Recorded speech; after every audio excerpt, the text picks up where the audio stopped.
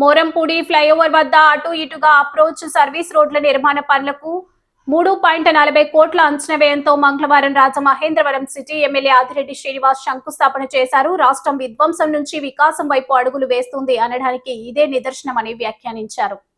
ఈ సందర్భంగా ఆయన మాట్లాడారు. కూటమి ప్రభుత్వ ఆలోచన విధానం, పరిపాలన ఏ విధంగా ఉందో చెప్పడానికి మోరంపూడి ఫ్లైఓవర్ ఒక నిదర్శనమన్నారు.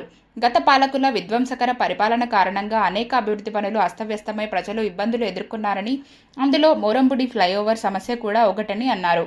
గతంలో కాంట్రాక్టర్ను తీవ్ర ఇబ్బందులకు గురిచేయడం, కమిషన్ల కోసం వేధింపులకు పాల్పడటంతో ఆయన భయభ్రాంతులకు గురయ్యారని ఆరోపించారు.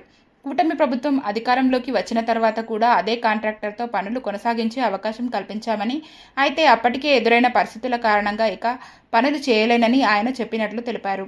ఈ నేపథ్యంలో ఎంపీ దగ్గుబాటి పురంధరేశ్వరి జోక్యం చేసుకుని పాత కాంట్రాక్టర్ను టెర్మినేట్ చేసి కొత్తగా టెండర్లు పిలిచే ప్రక్రియను చేపట్టారని వివరించారు.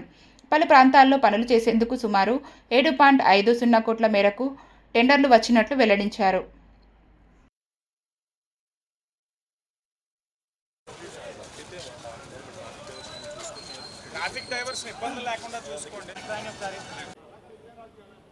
కూటమి ప్రభుత్వ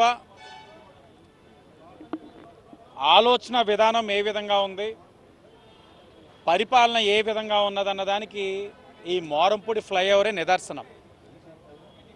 విధ్వంసం నుంచి వికాసం వైపు ఈ రాష్ట్రం అడుగులు వేస్తూ ఉంది.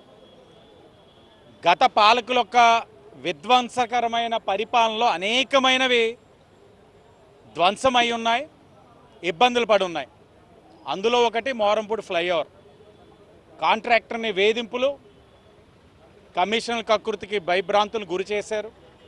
కూటమి వచ్చిన తర్వాత కూడా కాంట్రాక్టర్ పనులు చేస్తాడేమో అని అవకాశం ఇచ్చున్నాం, కానీ అప్పటికే అతన్ని చాలా ఇబ్బందికర పరిస్థితులకు తీసుకువెళ్ళడం, అతను ఇంక నేను చేయలేనని చెప్పిన తరుణంలో గౌరవ ఎంపీ గారు కాంట్రాక్టర్ని టెర్మినేట్ చేసి కొత్త వర్క్కి టెండర్లు పిలిచి ఈ రోజున అధికారికంగా ప్రారంభం చేసుకోవడానికి ఇంత ప్రొసీజర్ ల్యాప్సెస్ అయినాయి.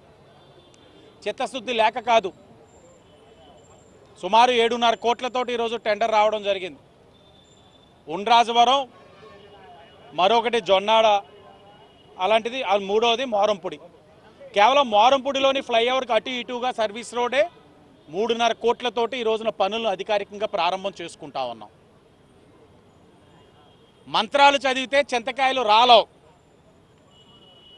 చింతకాయలు రాలే సమయంలో మంత్రాలు చదివితే అది నా వల్లనే రాలి అని చెప్పే మనుషులు తయారయ్యారు.